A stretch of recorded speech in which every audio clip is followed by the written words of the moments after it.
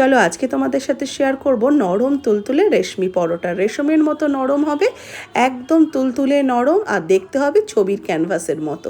দারুণ এই পরোটা। এর জন্য আমি একটা সেদ্ধ আলু নিয়েছি। আলুটাকে গ্রেটারে গ্রেট করে ভালো করে মেখে নিয়ে এর মধ্যে দিয়ে দিচ্ছি 1 কাপ ময়দা, হাফ চা চামচ গোটা জিরে, এক টেবিল চামচ ধনেপাতা কুচি, তারপরে একটু কাঁচা লঙ্কা কুচি, চিলি ফ্লেক্স, বাটার, টক দই, লবণ আর চিনি একসাথে ভালো করে মেখে নিয়ে তারপরে অল্প একটু তেল দিয়ে এটাকে আধ ঘন্টার জন্য রেস্টে রাখতে হবে। মাখাটা হবে কিন্তু একদম নরম করে।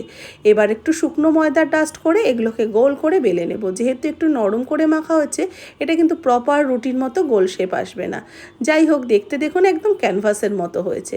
এবার তাওয়ার মধ্যে দিয়ে 1 চামচ করে তেল বা ঘি ব্রাশ করে অল্প অল্প করে হালকা আঁচে ভেজে নিন। খুব একটা লাল করে ভাজবেন না। তৈরি হয়ে যাবে নরম তুলতুলে রেশমি পরোটা। কেমন লাগলো অবশ্যই জানাবেন।